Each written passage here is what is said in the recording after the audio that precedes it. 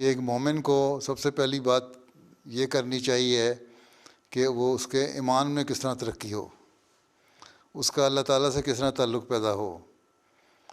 جب اللہ تعالیٰ سے تعلق پیدا ہو جائے، ایمان میں ترقی ہو، تو پھر اللہ تعالیٰ کہتا ہے کہ جو تقوی پہ چلنے والے ہیں ان کو میں خود رزق دیتا ہوں، اور ایسے ایسے ذریعوں سے رزق دیتا ہوں کہ انسان سوچ بھی نہیں سکتا۔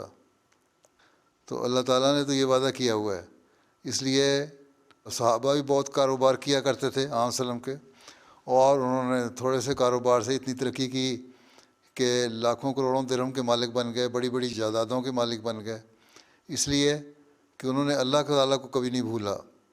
انہوں نے نمازیں وقت پہ ادا کیں، انہوں نے تہجد بھی پڑھی، نفل بھی ادا کیے، صدقہ و خیرات بھی بہت کھل کے دیا کرتے تھے، اور ان کا مقصد یہ ہوتا تھا کہ اللہ تعالیٰ کی رضا حاصل کریں۔ اور حضرت مسلم نے لکھا ہے کہ ان کا ایسا دل ہوتا تھا کہ ہاتھ جو دنیا کے کام کر رہے ہیں لیکن دل جو ہے اللہ تعالیٰ کی یاد سے بھرا ہوا ہے۔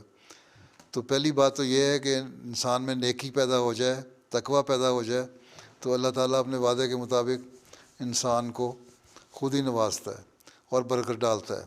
پھر یہ ہے کہ جو بھی آپ کمائیں اس میں اللہ تعالیٰ کا حصہ بھی رکھیں، چندہ بھی دیں، صدقہ بھی دیں، غریبوں کا خیال رکھیں، اور جب اس طرح کریں گے تو اللہ تعالیٰ اس مال میں برکت ڈالتا ہے۔ اور دوسری یہ ہے کہ محنت کریں اور ایمانداری سے کام کریں۔ کاروبار میں کوئی دھوکہ نہیں ہونا چاہیے۔ اگر دھوکہ ہوا کاروبار میں تو اس کا مطلب ہے کہ آپ نے شرک کیا، اور اللہ تعالیٰ کو شرک پسند نہیں ہے۔ جو کام ہو فیئر ہو، ایمانداری سے ہو، تو پھر اللہ تعالیٰ اس میں برکت بھی ڈالتا ہے۔ ٹھیک ہے، بس اللہ کو یاد رکھنا،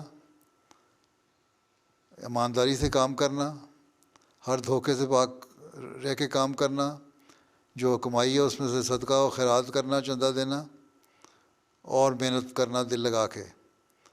یہ کام کرتے رہیں گے تو آپ کے کاروباروں میں برکت پڑتی رہے گی۔